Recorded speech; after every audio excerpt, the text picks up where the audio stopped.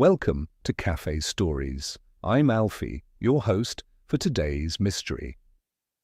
When newlyweds move into a cottage, everyone expects happiness. But watch till the end to discover how a handful of jam jars and some wilting flowers expose a chilling pattern of murder that spans far beyond this peaceful village.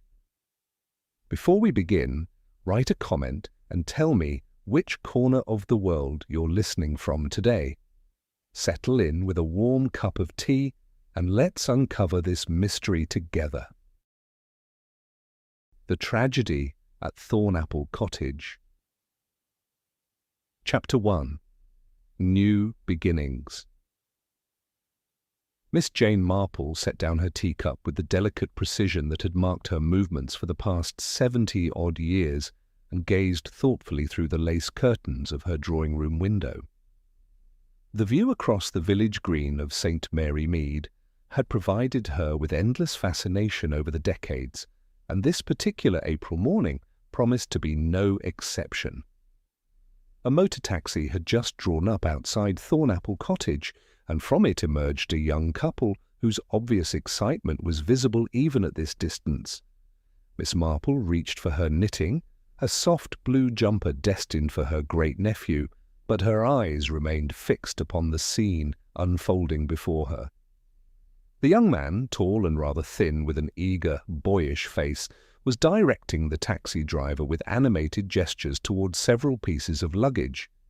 His companion, a slender young woman with dark hair pinned neatly beneath a stylish cloche hat, stood surveying the cottage with what appeared to be deep satisfaction. Even from across the green, Miss Marple could observe the proprietary way the woman's gaze moved over the small front garden and the ivy-covered walls. "So they have taken poor Mrs. Hartwell's place at last," Miss Marple murmured to herself, her knitting needles clicking softly. The cottage had stood empty for nearly 2 years since old Mrs. Hartwell's passing, and the village had begun to wonder if anyone would ever want to make a home of it again. The arrival of Mrs. Bantry some 20 minutes later provided Miss Marple with the information she had been quietly hoping for. Dolly Bantry bustled through the front door with her characteristic energy, her cheeks pink from the brisk morning air. "Jane, my dear, have you seen them?" "The new people at Thornapple Cottage?" Mrs. Bantry settled herself into the comfortable armchair opposite Miss Marple, with the air of someone bearing delicious news. "I've just been speaking with Mrs. Price Ridley, and she had it from Tom Hartwell himself." Miss Marple's needles paused for just a moment. "Indeed? How very interesting. They appear to be quite young." "Oh, they are. Newlyweds, no less. Gerald and Cynthia Whitmore. Such a romantic story, according to Tom. They met at a tea dance in London only 6 months ago, and it was quite the whirlwind romance. He's a clerk with some firm in the city, and she—" Mrs. Bantry paused dramatically. "She's from somewhere up north. Rather mysterious about her family," Tom said. "But then young people these days don't always feel the need to discuss their backgrounds." Miss Marple resumed her knitting, but her eyes remained thoughtful. 6 months is rather quick, even for young people in love. Still, wartime has taught us all that life is precious and not to be wasted on lengthy courtships.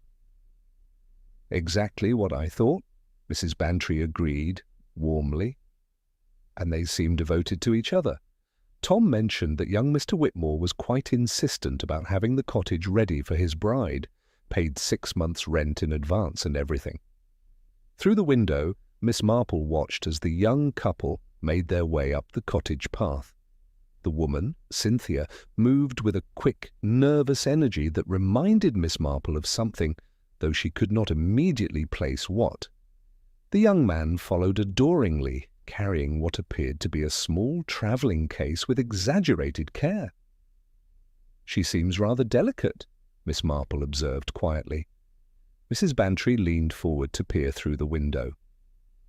"Does she? I hadn't noticed particularly, though I suppose the journey from London might have tired her." Tom said they were most enthusiastic about the cottage when they viewed it last month, particularly interested in the garden he mentioned. The young woman asked quite detailed questions about the soil and the drainage. "How practical of her," Miss Marple murmured, though something in her tone suggested she found this information more significant than it might appear.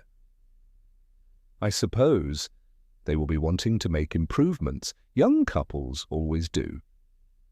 The front door of Thornapple Cottage opened, and the couple disappeared inside. Miss Marple could imagine them moving through the small, low-ceilinged rooms, planning their future together with all the optimism of youth. Yet something about the young woman's manner as she had surveyed the cottage lingered in Miss Marple's mind, a quality of assessment that seemed oddly businesslike for a new bride viewing her first home. "I do hope they will be happy there," Mrs. Bantry continued. "The cottage has such a sad feeling about it since poor Mrs. Hartwell passed. Though I suppose young love will soon chase away any lingering melancholy."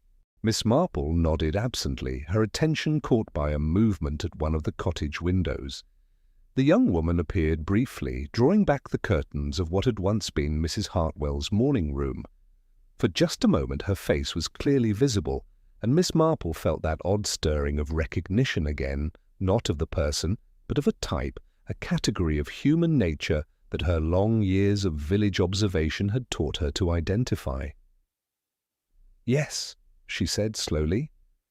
"I do hope they will be happy, though one never can tell, can one? Human nature is such a complex thing, and marriage—" She let the sentence trail off diplomatically. Mrs. Bantry laughed. "Oh, Jane, you are too cautious. They look perfectly charming together. And after all, what could possibly go wrong in a quiet little place like St. Mary Mead?" Miss Marple's knitting needles clicked steadily as she watched the cottage, now quiet again, in the morning sunlight. The question hung in the air between them, and though Mrs. Bantry had asked it rhetorically, Miss Marple found herself genuinely wondering. In her experience, it was often in the quietest places that the most unexpected things occurred, and something about the precise way the young woman had examined every detail of her new home suggested that Thornapple Cottage might soon prove that observation correct once again. Chapter 2. Settling In. The following Sunday morning found Miss Marple in her customary pew at St. Mary Mead's ancient parish church. Her prayer book opened to the proper page, though her attention was diplomatically divided between the Reverend Clement's sermon and the new arrivals seated 3 rows ahead. Gerald and Cynthia Whitmore had entered the church with the slightly uncertain air of newcomers, but Cynthia had guided them with surprising confidence to seats that offered an excellent view of the altar while remaining inconspicuous. Miss Marple observed how the young woman's eyes moved systematically around the congregation during the opening hymn, cataloguing faces with what seemed like professional thoroughness. Gerald, by contrast, appeared genuinely absorbed in the service, his pleasant face turned attentively towards the pulpit. When he sang, his voice carried clearly a pleasant tenor that suggested choir training in his youth. His devotion to his bride was evident in the small courtesies he paid her, ensuring she had a proper view, sharing his hymnal when hers appeared to have a torn page, and offering his coat when the morning chill penetrated the old stone walls. After the service, Miss Marple found herself naturally drawn into the cluster of parishioners gathered outside the church door, where introductions were being made with characteristic village thoroughness. "Mr. and Mrs. Whitmore, how delightful to meet you properly," declared Mrs. Price Ridley, resplendent in her Sunday best, and clearly relishing her role as unofficial village welcomer. "I do hope you will find St. Mary Mead to your liking." "Oh, we already do," Gerald replied warmly, his arm protective around his wife's waist. "The cottage is everything we could have wished for, and everyone has been so kind." Miss Marple noticed how Cynthia's smile, while perfectly pleasant, seemed to require conscious effort. The young woman's attention kept drifting toward the churchyard, where ancient headstones mark generations of village families. "You must find it quite different from London," the vicar suggested kindly. "The pace of country life takes some adjustment." "Actually, I find I prefer it," Cynthia said, speaking for the first time since the introductions began. "There's something to be said for understanding one's surroundings completely. In London, one never quite knows what lies around the corner." Miss Marple found this an oddly specific observation for someone who had lived in the cottage for barely a week.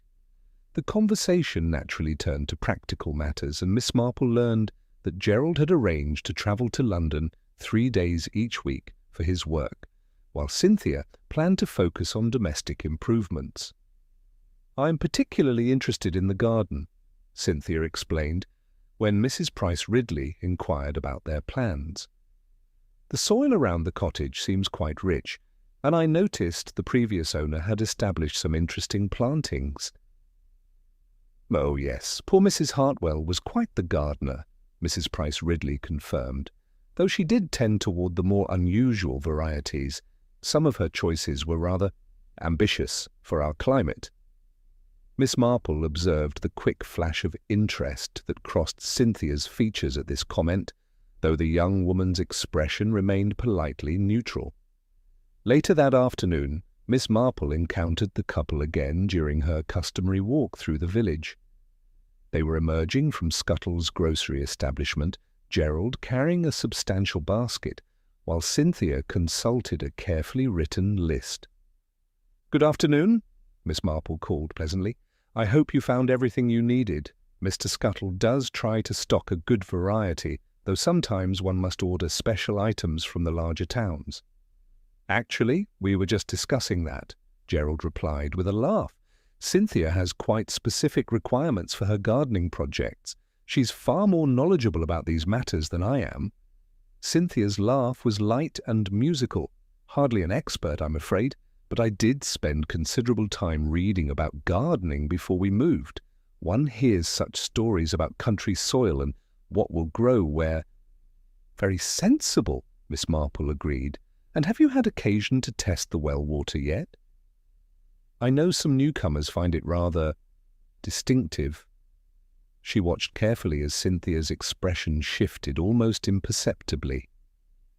"We've been using bottled water for drinking," the young woman replied. "Gerald has rather a delicate constitution, so we thought it best to be cautious until we're more settled." This was news to Miss Marple, as Gerald appeared the picture of robust young health. She filed the information away with the mental precision that had served her well over many years of village observation. Their conversation was interrupted by the approach of Tom Hartwell, a heavy-set man in his 40s, whose inheritance of his aunt's cottage had provided the Whitmores with their current home. "Settling in well, I hope?" he inquired heartily. "No problems with the plumbing or the roof? Aunt Martha was rather particular about maintenance, but these old places do require attention." "Everything seems perfect," Gerald assured him. "Though we did wonder about the well, the water has quite a mineral taste." Tom's expression grew thoughtful. "Funny thing that. Aunt Martha never mentioned any trouble with the water. Used it for everything, drinking, cooking, even her precious plants. Said it was the finest water in the county." He paused, considering. "Though I suppose tastes differ. She was quite proud of that well, actually. Had it tested several years back when some government fellow came through, checking rural water supplies." Miss Marple observed that this information appeared to surprise Cynthia, though the young woman recovered quickly. "Well, better safe than sorry," Cynthia said brightly. "Perhaps we'll have it tested ourselves, just to be certain." After parting from Tom Hartwell, the Whitmores continued toward their cottage, Gerald's arm once again protective around his wife's shoulders. Miss Marple watched them go, noting how Cynthia's posture seemed to relax once they were alone together, and how Gerald's attention to her comfort appeared both genuine and slightly anxious. As she resumed her own walk, Miss Marple reflected on the afternoon's encounters. The young couple seemed devoted to each other, yet something about their dynamic puzzled her. Gerald's solicitousness toward his bride's health seemed excessive for someone as apparently robust as Cynthia, while Cynthia's knowledge of gardening and her careful attention to village details suggested a level of preparation that went beyond normal bridal enthusiasm. Miss Marple had lived long enough to recognize when people's words and actions failed to align completely, and the Whitmores, despite their obvious affection for each other, presented just such a puzzle. She found herself looking forward to their further acquaintance with the patient interest of someone who had learned that time and observation invariably revealed the truth about human nature, however carefully concealed.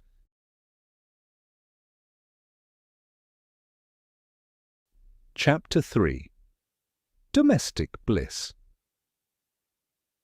The third week of the Whitmores' residence at Thornapple Cottage brought with it the full bloom of an English spring, and with it a charming tableau that had become a regular feature of village life. Each morning, Miss Marple could observe Gerald making his careful way through the cottage garden, selecting flowers for his wife with the devotion of a medieval courtier.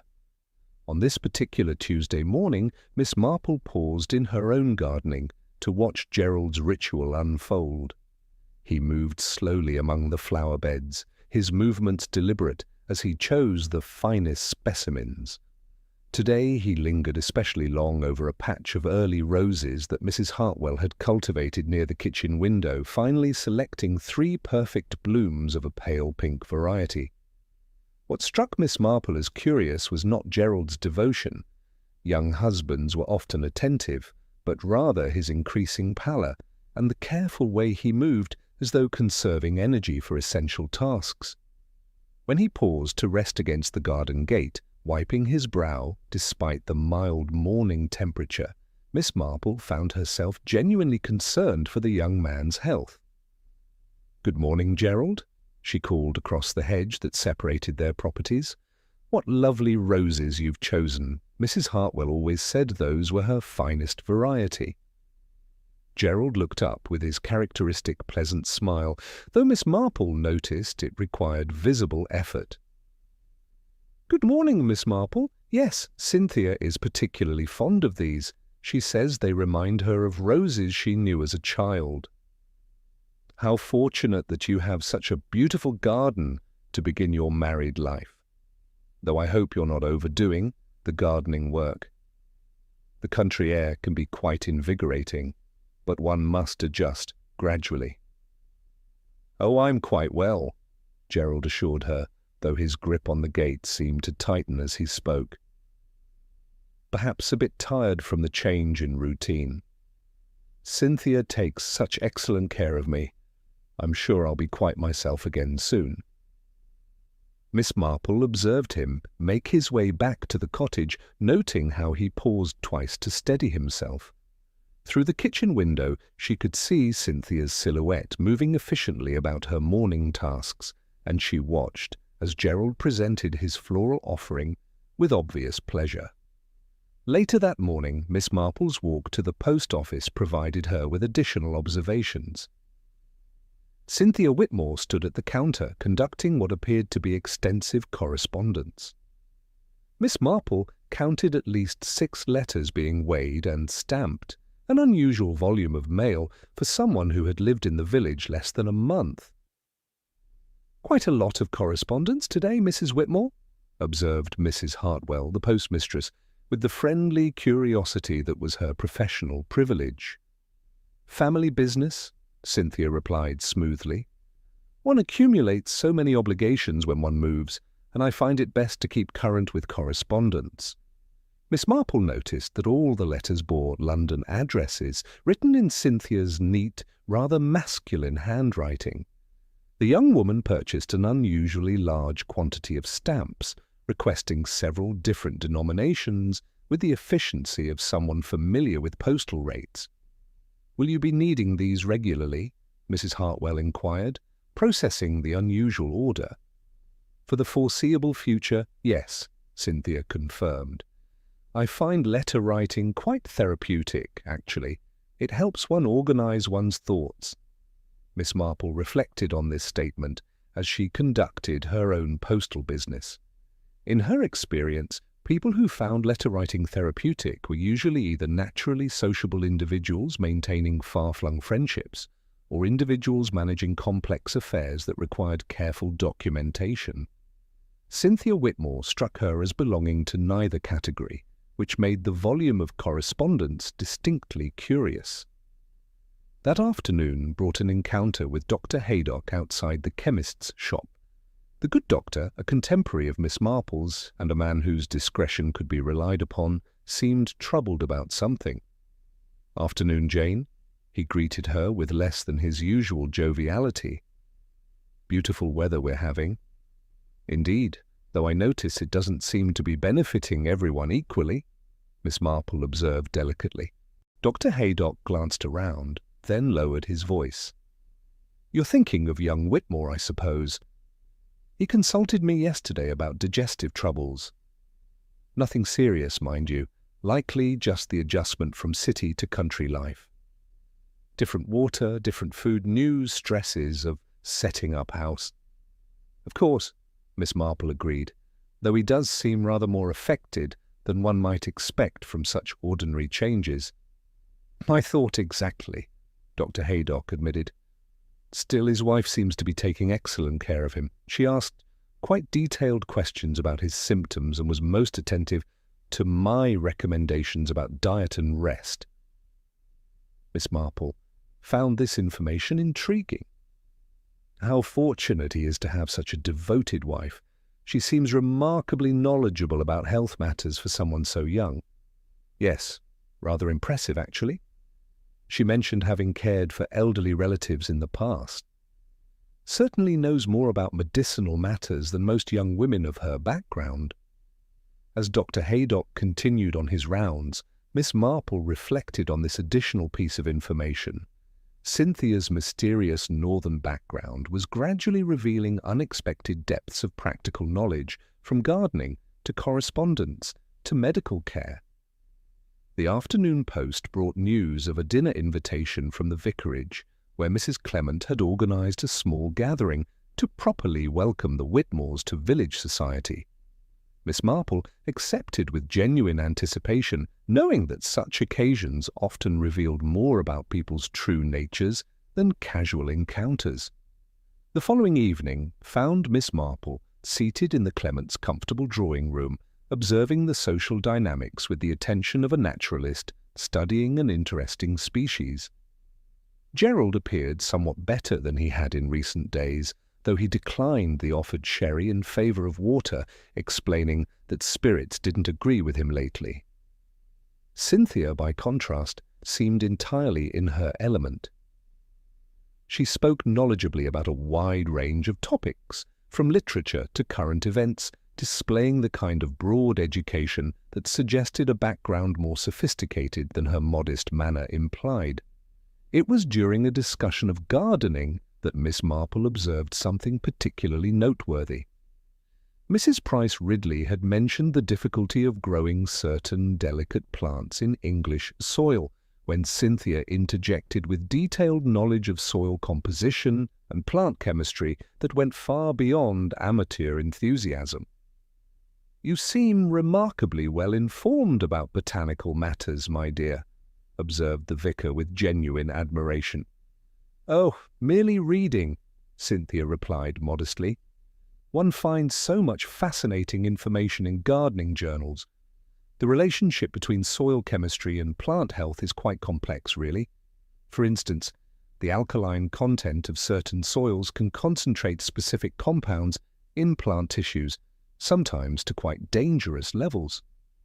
Miss Marple filed away this casual display of expertise alongside her other observations. As the evening progressed, she noticed how Gerald grew increasingly tired, while Cynthia remained alert and engaged, frequently checking on her husband's comfort with what appeared to be genuine concern. The gathering ended early when Gerald complained of feeling unwell, and Cynthia insisted they return home immediately. Miss Marple watched them leave, noting how Cynthia supported her husband with practiced efficiency, as though such episodes were becoming routine. Walking home through the quiet village streets, Miss Marple found herself thinking of another couple she had known years earlier in St. Mary Mead, the Spenlows, who had seemed equally devoted until Mr. Spenlow's mysterious decline and eventual death. The parallel was not exact, but something about the dynamic between the Whitmores echoed that earlier tragedy in ways that made Miss Marple distinctly uneasy. She resolved to pay closer attention to the young couple's affairs, though she sincerely hoped her growing concerns would prove unfounded. Chapter 4. The Tragedy Unfolds. The morning of May 15th dawned with the kind of crystalline beauty that made English springs legendary. Miss Marple had risen early to tend her roses, enjoying the cool air and the promise of warmth to come. It was just past 8 o'clock when she heard Mrs. Bantry calling her name with unusual urgency from the front gate. "Jane! Jane, you must come at once!" Mrs. Bantry's voice carried a note of distress that immediately commanded attention. "Something dreadful has happened at Thornapple Cottage." Miss Marple set down her gardening shears and hurried toward the gate, noting that several other villagers were converging on the cottage from various directions. At the centre of the growing crowd stood Bill Potter, the village postman, his face pale and his hands trembling slightly as he gestured toward the cottage garden. "Found him myself, I did," Potter was explaining to anyone within earshot. "Just lying there among the roses, peaceful as you please. Thought he might have fainted at first, but—" He shook his head grimly. Miss Marple approached the garden gate and peered over the hedge. Gerald Whitmore lay crumpled beside the rosebed he had tended so devotedly, his body twisted at an unnatural angle. Even from a distance, the stillness of his form left no doubt about his condition. "Has anyone summoned Dr. Haydock?" Miss Marple inquired quietly. "Mrs. Price Ridley sent young Tommy running for him straight away," Mrs. Bantry replied, her voice hushed with shock. "And someone's gone for Inspector Slack as well, though I can't imagine what the police will make of this. Poor young man. It looks for all the world like his heart simply gave out." Miss Marple's attention was drawn to the cottage itself, where Cynthia Whitmore could be seen through the kitchen window, apparently unaware of the tragedy that had befallen her husband. She moved about her morning routine with characteristic efficiency, and Miss Marple observed her pause to arrange the roses Gerald had picked the previous evening in a crystal vase. "Someone must tell the poor child," murmured Mrs. Price Ridley, who had appointed herself the unofficial coordinator of the crisis. "Though how does one break such news?" Dr. Haydock arrived within minutes, his medical bag in hand, and his expression professionally grave. He made his way through the crowd with quiet authority, pausing only to exchange a few words with Potter before examining the body. Miss Marple watched the doctor's methodical examination with close attention. Dr. Haydock checked Gerald's pulse points, examined his eyes, and felt carefully along his neck and wrists. His movements were thorough but gentle, suggesting a man accustomed to handling death with both scientific precision and human compassion. "Natural causes, I should say," Dr. Haydock announced after several minutes. "Likely a sudden cardiac event. The poor fellow's been complaining of digestive troubles and fatigue recently. Sometimes these things are warning signs we don't recognize until too late." It was at this moment that Cynthia appeared at the cottage door, drawn by the unusual activity in her garden. Her face went white as she took in the scene, and she pressed one hand to her throat in a gesture of pure shock. "Gerald!" she called out, her voice thin and uncertain. "Gerald, what's happened?" Mrs. Bantry immediately stepped forward to catch Cynthia as she swayed, her maternal instincts overriding her own distress. "My dear child, you must be brave. There's been an accident." The next few minutes passed in a blur of activity as Cynthia's initial shock gave way to overwhelming grief. She wept with the abandon of a woman whose world had suddenly collapsed, clinging to Mrs. Bantry and Miss Marple alternately as the reality of her loss penetrated her consciousness. Inspector Slack arrived as Dr. Haydock was completing his preliminary examination. The inspector was a solid, methodical man who approached even apparently straightforward cases with systematic thoroughness. He questioned Potter about the discovery of the body, examined the scene, and took careful notes about Gerald's recent health concerns. "Seems clear enough," Inspector Slack concluded after consulting with Dr. Haydock. "Young man's been poorly lately and his heart couldn't take the strain. Probably came out to tend his garden as usual and collapsed. These things happen, particularly to city folk who aren't used to country living." Miss Marple found herself studying the scene with the careful attention that had become second nature over many years of village observation. Gerald lay beside his beloved roses, but something about the positioning of his body struck her as odd. His gardening tools were scattered nearby, but not in the pattern one might expect from someone who had collapsed while working. More puzzling still was the condition of the plants themselves. While Gerald lay among the roses he had tended so carefully, Miss Marple noticed that several other plants in the immediate vicinity appeared to be wilting despite the recent rain. The petunias beneath the kitchen window drooped listlessly, and the herbs in the small patch near the back door showed brown edges on their leaves. "Strange about the plants," she murmured to herself, but her observation was lost in the general commotion as arrangements were made to remove Gerald's body. Cynthia had recovered enough composure to answer Inspector Slack's gentle questions, though she required frequent pauses to collect herself. She confirmed that Gerald had seemed tired recently, but not seriously ill, and that he had gone out to the garden as was his custom while she prepared breakfast. "He always brought me flowers," she said, through her tears, "every morning without fail. Even when he felt poorly, he never forgot."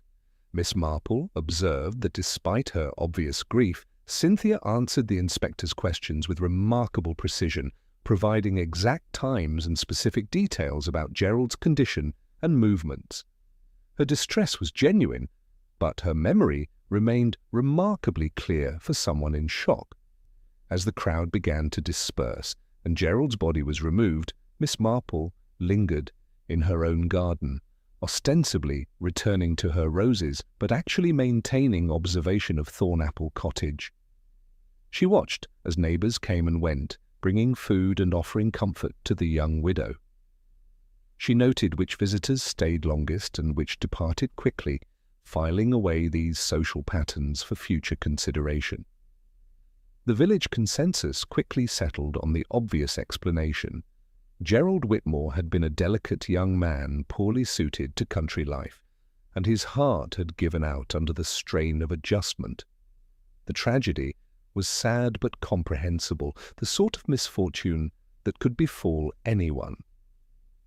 Yet as Miss Marple finally returned to her cottage as evening approached, she found herself troubled by details that seemed to contradict this simple narrative: the wilting plants, Gerald's peculiar positioning, and most of all, the nagging sense that she had witnessed this type of tragedy before, all combined to create a persistent unease that she could not shake. She settled into her favourite chair with her knitting, but her needles moved slowly as her mind worked over the day's events. Outside her window, Thornapple Cottage stood dark and silent, its new widow presumably lost in grief for her devoted husband. Yet Miss Marple found herself wondering if the cottage held secrets that would prove more complex than the straightforward tragedy the village had witnessed. Chapter 5. Questions and Observations. The inquest into Gerald Whitmore's death was held 3 days later at the Crown Inn, with Coroner Mellors presiding over proceedings that were both thorough and predictable. Miss Marple attended, as was her custom when village matters required such formal attention, and observed the careful presentation of evidence that pointed inexorably toward a verdict of death by natural causes. Dr. Haydock testified with clinical precision about Gerald's recent complaints of digestive distress and fatigue, symptoms he characterized as consistent with the stress of relocation and possible underlying cardiac weakness.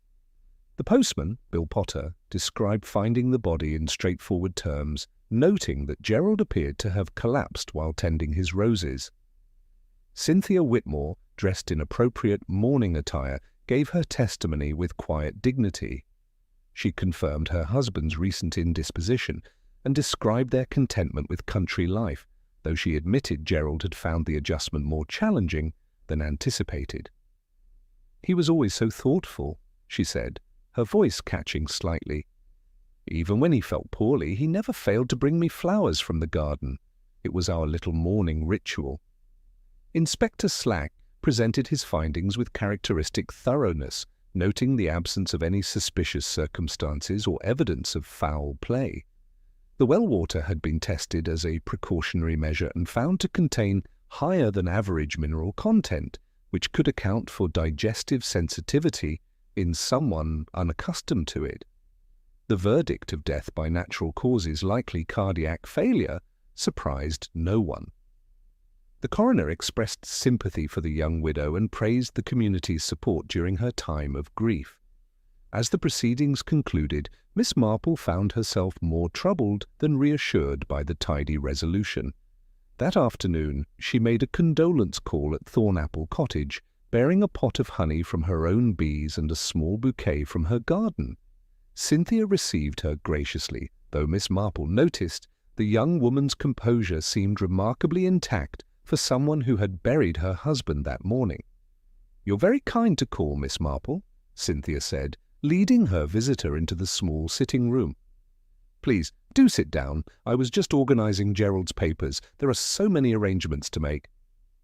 Miss Marple settled into the chair Gerald had favored and accepted the offered tea. As Cynthia moved about the room, Miss Marple's trained eye catalogued various details: the neat stacks of correspondence on the writing desk, the careful arrangement of Gerald's belongings, and most notably, a row of jam jars visible through the open pantry door.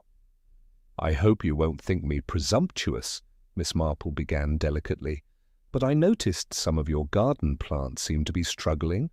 Perhaps the shock of recent events has affected your care of them." Cynthia's hand paused momentarily as she poured tea. "Oh, yes, I've been rather neglectful, I'm afraid. Gerald was so much better with growing things than I am. I fear some of his favourites may not survive without his attention." "Strange how plants can be affected by such things," Miss Marple observed. "I've always found it curious how some varieties seem to concentrate whatever minerals are in the soil or water. Gerald mentioned you both were concerned about the well water." "Yes, we thought it best to be cautious," Cynthia replied, settling into her chair with practised grace. "Gerald's digestion was rather delicate, you know. We'd planned to have the water tested properly, but—" She gestured helplessly, letting the sentence trail away. Miss Marple's attention drifted to the jam jars again. There were perhaps half a dozen of them, each containing what appeared to be different substances, some crystalline, others paste-like. "You seem to be quite the preserver, my dear. How thoughtful to make use of the local fruits." "Oh, those aren't preserves exactly," Cynthia said quickly. "More like preparations for the garden. I've been experimenting with natural fertilizers and pest deterrents. One reads so much about organic gardening methods these days." "How modern of you," Miss Marple said with genuine interest. "I confess I've always relied on rather traditional methods, though I have noticed that some of the older residents had quite sophisticated approaches to plant care." Mrs. Hartwell, for instance, was known for her unusual expertise. Cynthia's expression grew thoughtful. Yes, Tom Hartwell mentioned she had quite extensive knowledge. I found some of her gardening notes among the cottage papers. Fascinating reading, really. She seemed to understand the chemical properties of various plants quite thoroughly. This casual admission struck Miss Marple as significant, though she couldn't immediately place why.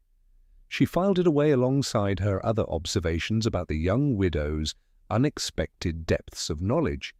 Their conversation was interrupted by the arrival of Tom Hartwell himself, come to check on Cynthia's welfare and discuss practical matters related to the cottage lease. Miss Marple took this as her cue to depart, but not before engaging Tom in brief conversation about his aunt's gardening practices. Always said the well water was the secret to her success, Tom confirmed. Never had any trouble with it herself, though she did mention it had quite specific mineral properties. Said it concentrated certain elements that made her plants unusually robust. Miss Marple found this information intriguing, particularly in light of the recent water testing that had revealed higher than normal mineral content. As she walked home, she reflected on the apparent contradiction between Mrs. Hartwell's experience and the official explanation for Gerald's illness. That evening brought an unexpected visitor in the form of Mr. Petherick, the local chemist, who called to discuss a matter of mutual concern regarding village health. "Thought you should know, Miss Marple," he said, settling into her drawing-room with obvious unease. "Had some questions from that inspector fellow about recent purchases at the shop. Seems young Mrs. Whitmore had bought quite a variety of items over the past few weeks." "Nothing unusual in that, surely?" Miss Marple replied encouragingly. "New residents often need various supplies." No, you're quite right," Petherick agreed hastily. "All perfectly innocent items individually. Epsom salts, bicarbonate of soda, various gardening supplies, even some photographic chemicals. Said she was interested in developing her own pictures as a hobby." Miss Marple's knitting needles paused almost imperceptibly. How enterprising of her. Did she seem knowledgeable about such things? Remarkably so, actually. Knew exactly what she wanted and in what quantities. Asked quite specific questions about chemical interactions and storage requirements. More informed than many of our regular customers, I must say. After Petherick departed, Miss Marple sat quietly in her chair, her knitting forgotten as she contemplated the accumulating details of the Whitmore tragedy. The jam jars with their mysterious contents, Cynthia's extensive chemical knowledge, the contradictory evidence about the well water, and the puzzling condition of the plants all formed a pattern that troubled her deeply. She found herself thinking of another case from years past, when a seemingly devoted wife had cared for her ailing husband with such thoroughness that no one questioned her ministrations until it was far too late. The parallel was not exact, but something about the careful attention to detail, the extensive knowledge disguised as casual interest, and the perfectly reasonable explanations for unusual behavior stirred memories that made her increasingly uneasy. As she finally retired for the evening, Miss Marple resolved to pay closer attention to the arrangements at Thornapple Cottage. Her years of observing human nature had taught her that the most dangerous people were often those who appeared most solicitous, and something about Cynthia Whitmore's perfect composure in the face of tragedy suggested depths that warranted careful investigation. Chapter 6. Village Parallels. Miss Marple's concerns about the Whitmore case found little sympathy with Inspector Slack when she called upon him at the police station the following Tuesday morning. The inspector, a practical man who prided himself on efficient case resolution, received her observations with polite but obvious skepticism. "Natural death, Miss Marple," he said firmly, tapping the closed file on his desk. "Coroner's verdict, doctor's testimony, no evidence of foul play. Sometimes a young man's heart simply gives out, particularly when he's been under stress from relocation and adjustment to country life." "Of course, Inspector," Miss Marple replied mildly, settling her handbag more comfortably in her lap. "Though I did think you might find it interesting that Mrs. Hartwell never experienced any difficulties with the well water, despite using it for many years." Inspector Slack's expression remained unchanged. "Different constitutions, Miss Marple. What agrees with one person may not suit another. The mineral content in that water is quite high, could easily upset a delicate stomach." "Yes, I suppose that must be it," Miss Marple agreed with apparent acceptance. "Though I confess I've been puzzling over those poor plants of hers. Such a pity to see them struggling when Gerald tended them so carefully." The inspector's attention was already drifting toward other matters, and Miss Marple recognized the futility of pursuing official channels further. She took her leave with gracious thanks for his time, knowing that her investigation would need to proceed through less formal means. Her next call was upon Mrs. Price Ridley, whose position as the village's unofficial repository of information made her invaluable for understanding the nuances of local history. Miss Marple found her tending her own garden with characteristic vigour, wielding her pruning shears against an unruly rose bush. "Such a tragedy about young Gerald," Mrs. Price Ridley declared without preamble, "though I must say he never looked particularly robust. City living, you know, weakens the constitution." "Indeed," Miss Marple murmured sympathetically. "I've been wondering about their gardening efforts. Mrs. Whitmore seemed quite knowledgeable about plants when we spoke at the vicarage dinner."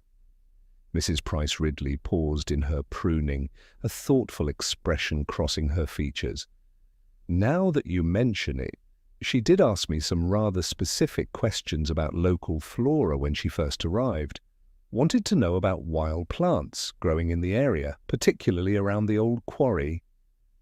This information struck Miss Marple as significant. "The quarry? How curious. What sort of plants was she interested in?" "Oh, various things.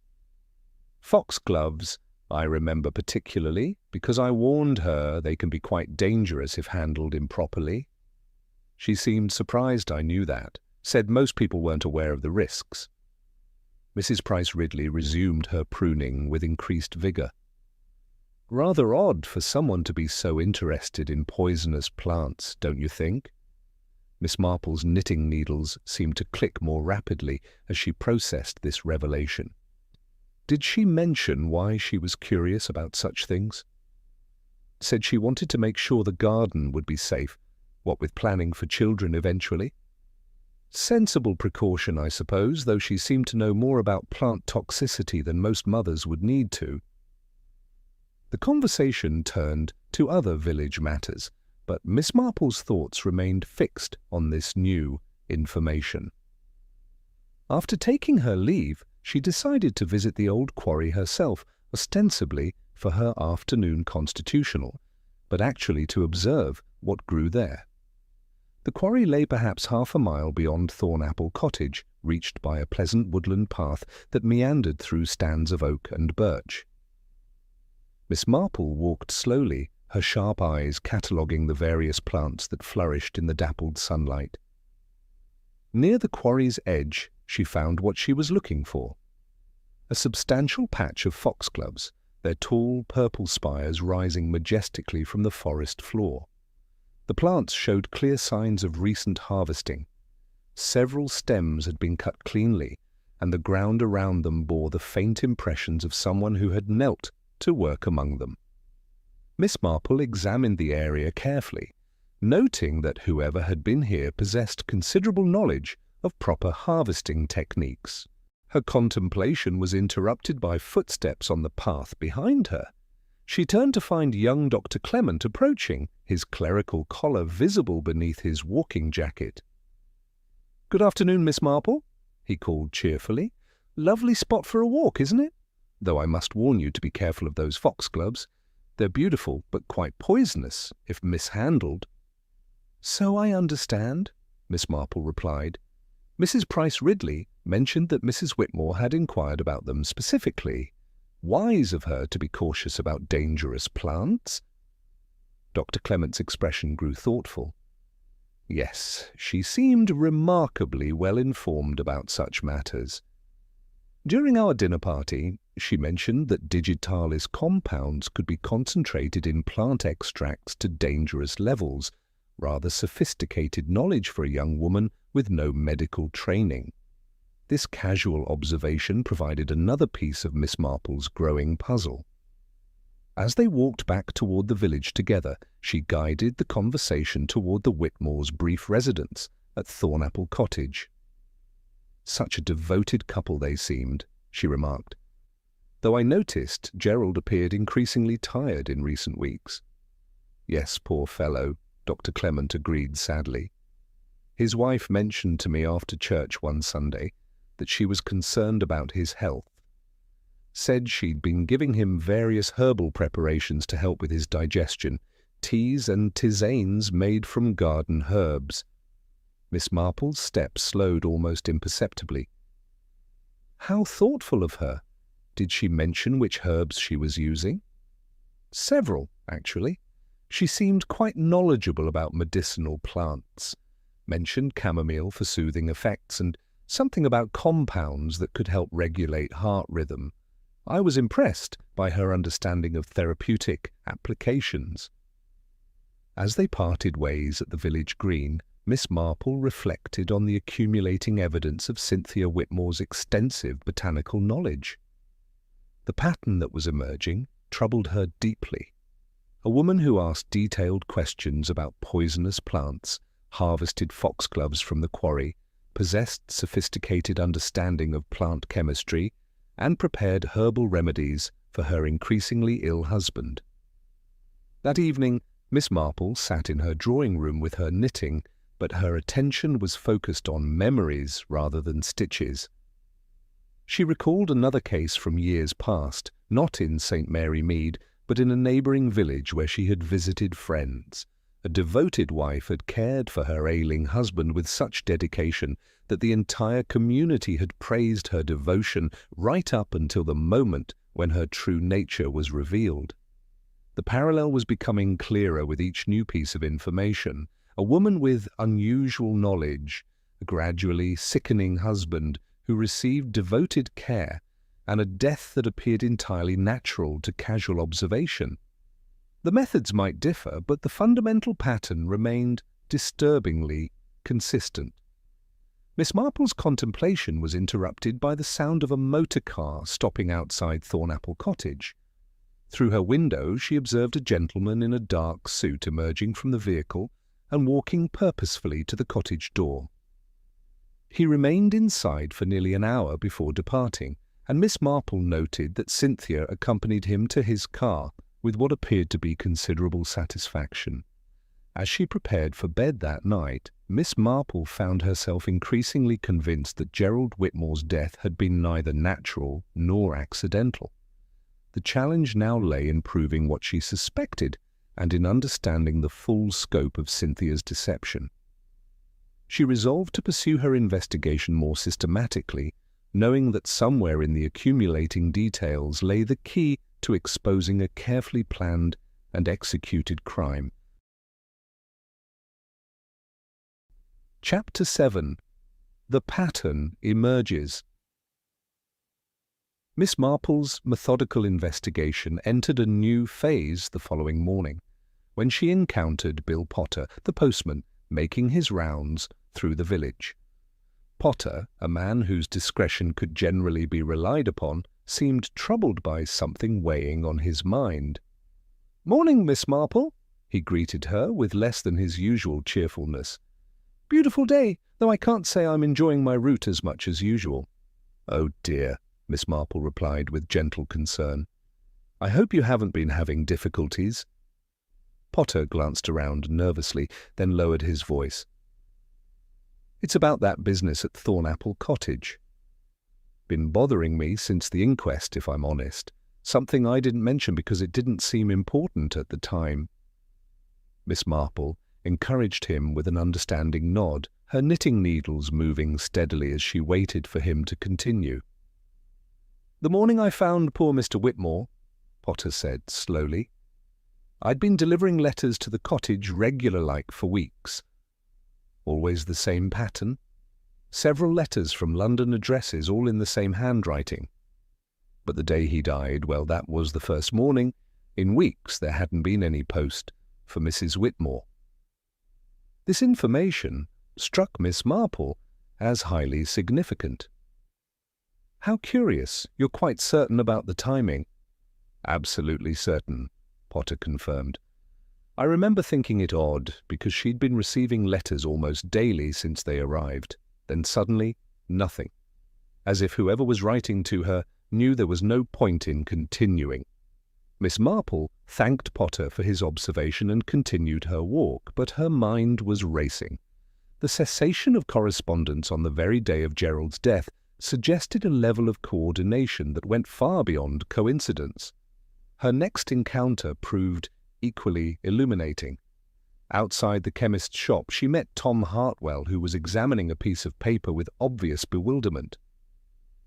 "Afternoon, Miss Marple," he said, looking up from his document. "Don't suppose you know anything about insurance matters? I've just received the most extraordinary letter."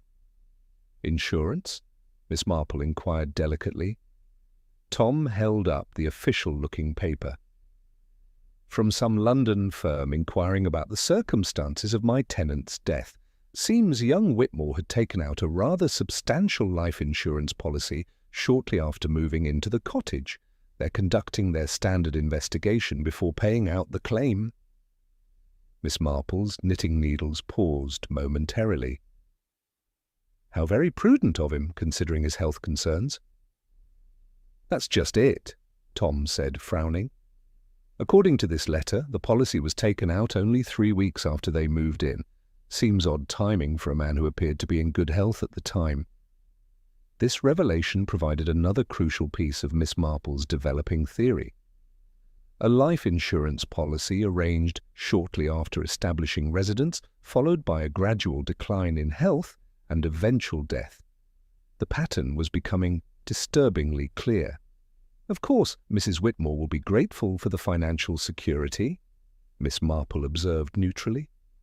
"One would hope so," Tom agreed, though his tone suggested some reservation. "Though she did mention to me yesterday that she's planning to leave the village quite soon. Says the cottage holds too many painful memories." Miss Marple found this information troubling. In her experience, truly grieving widows often clung to places that held memories of their departed husbands, rather than fleeing from them immediately. Her afternoon was spent in quiet contemplation until she received an unexpected visit from Mrs. Bantry, who arrived in a state of considerable agitation. "Jane, my dear, I've just had the most disturbing conversation with young Dr. Clement," Mrs. Bantry announced without preamble. "He's been thinking about that dinner party we had for the Whitmores, and something has been troubling him." Miss Marple set aside her knitting and gave her friend her full attention. "What sort of something?" "Well, you remember how knowledgeable Mrs. Whitmore seemed about botanical matters? Dr. Clement has been doing some reading since then, and he's discovered that her casual comments about plant chemistry were far more sophisticated than they appeared at the time." Mrs. Bantry settled into her chair with obvious unease. Apparently, her remarks about digitalis compounds and their concentration in plant extracts demonstrated knowledge that would typically require formal training in pharmacology or chemistry. Not the sort of thing one picks up from casual reading of gardening magazines. Miss Marple nodded thoughtfully. "How very interesting. Did Dr. Clement mention anything else?" "Yes, and this is what's really troubling him." He recalled that she specifically mentioned how certain plant compounds could be extracted and concentrated using common household items, jam jars, alcohol, even simple heating methods. She described the process with such precision that he's now questioning whether her interest was purely academic. This information confirmed Miss Marple's own observations about the mysterious jam jars in Cynthia's pantry. The pieces of the puzzle were finally beginning to form a coherent picture. "There's more," Mrs. Bantry continued grimly. "Dr. Clement made some discreet inquiries with colleagues in London. It seems there have been several cases in recent years of sudden deaths among recently married men, all attributed to natural causes, but all following similar patterns: gradual decline, caring wives with unusual botanical knowledge, and substantial insurance policies." Miss Marple felt a chill of recognition. The pattern she had sensed was apparently not unique to St. Mary Mead, but part of a larger, more sinister design. That evening, as Miss Marple sat with her knitting in the gathering dusk, she observed lights moving about Thornapple Cottage in a systematic pattern. Through her window she could see Cynthia moving efficiently through the rooms, apparently packing belongings with practiced speed. The sight confirmed Miss Marple's growing suspicions about the young widow's true nature. A genuinely grieving wife would not be making such brisk preparations for departure barely a week after her husband's burial. The efficiency of Cynthia's movements suggested someone completing a planned sequence of events, rather than someone overwhelmed by unexpected loss. Miss Marple's contemplation was interrupted by the arrival of another motor car at the cottage, the same vehicle she had observed previously. The same gentleman in the dark suit emerged and was admitted immediately, suggesting this was an expected appointment rather than a casual call. As she watched the cottage, Miss Marple reflected on all she had learned. The pattern was now unmistakably clear: a woman with extensive knowledge of plant poisons, a husband who gradually sickened while receiving her devoted care, a substantial insurance policy arranged shortly after marriage, correspondence that ceased precisely when it was no longer needed, and preparations for immediate departure from the scene. She had witnessed this type of calculated crime before, though never with such sophisticated preparation or execution. Cynthia Whitmore had clearly refined her methods through previous experience, perfecting a system that appeared entirely natural to casual observation while being coldly methodical in its execution. The challenge now lay in proving what she suspected before Cynthia could disappear with her ill-gotten gains.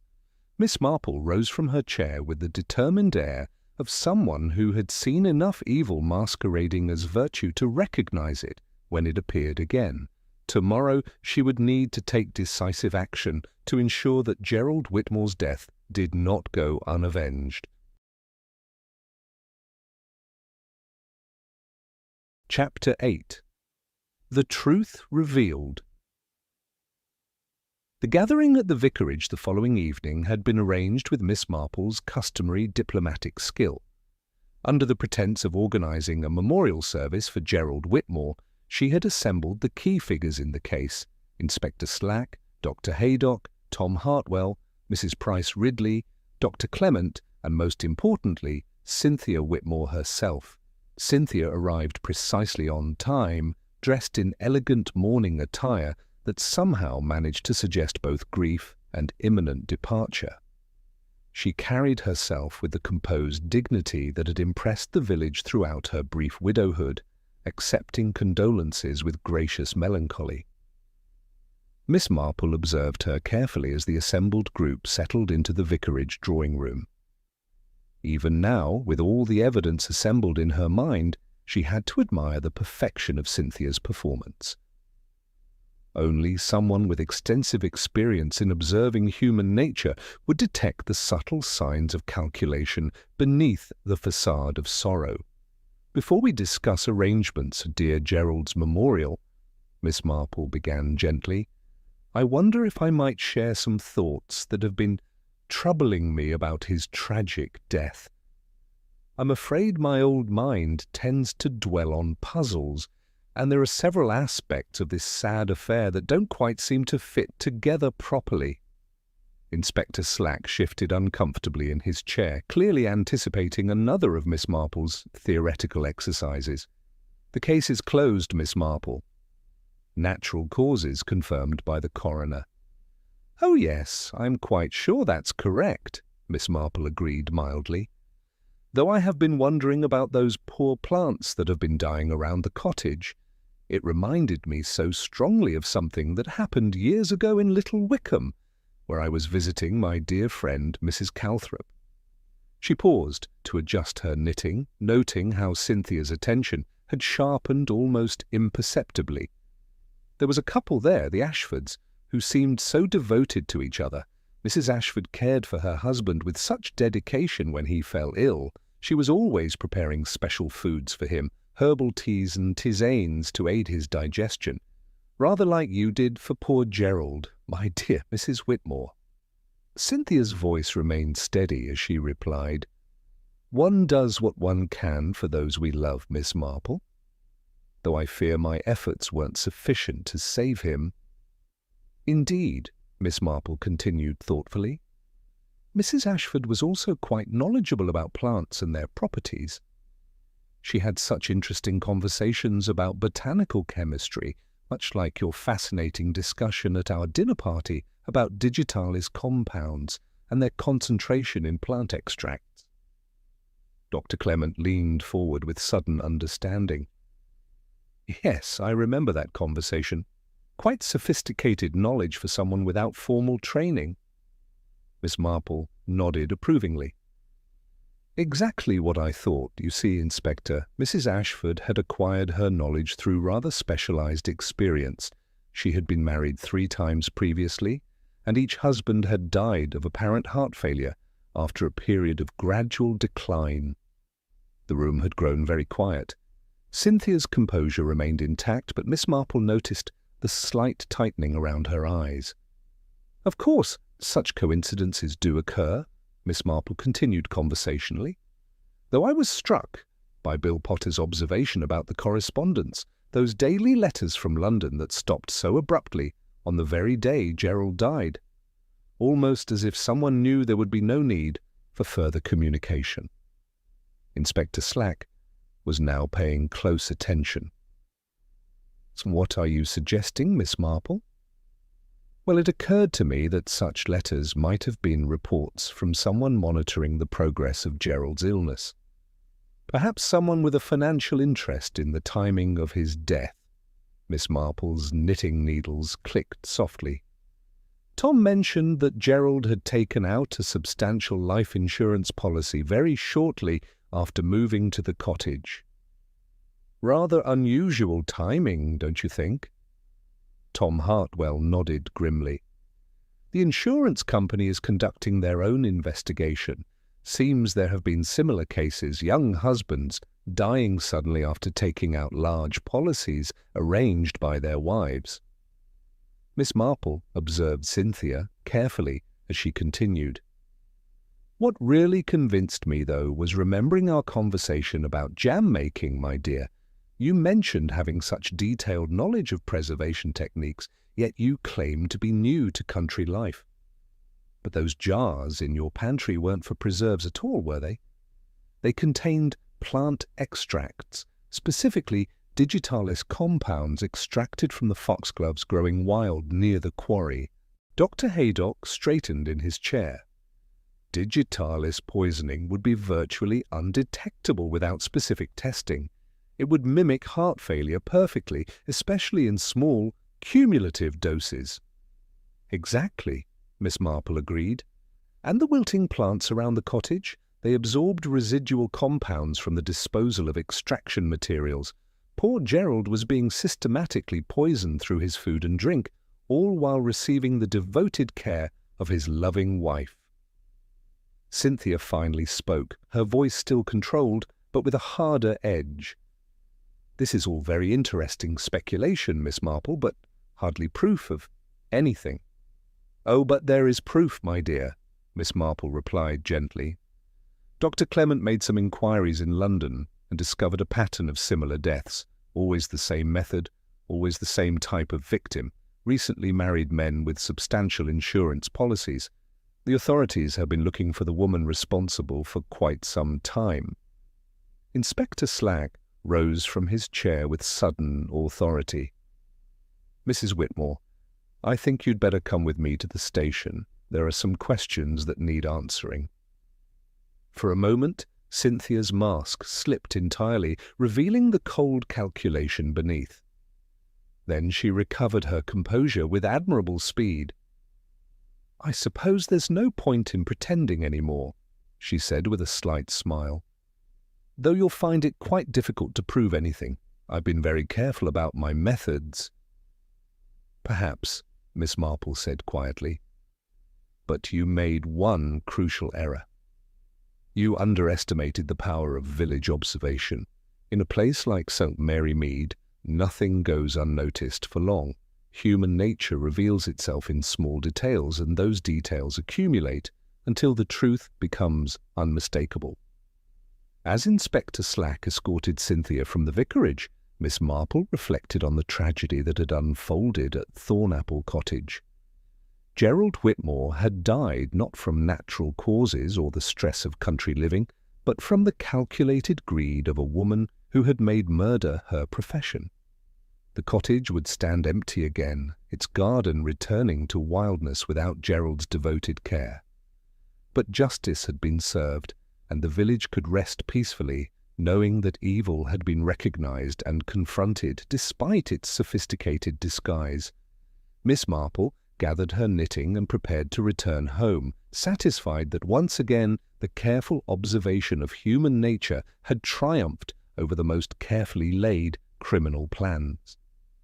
In her experience, the truth always emerged eventually, revealed through the countless small details that criminals, however clever, could never entirely control. Thanks for joining us for the tragedy at Thornapple Cottage. If you enjoyed this tale of betrayal with Miss Jane Marple, don't forget to subscribe for more Miss Marple mysteries. Until next time, this is Alfie signing off from Café Stories.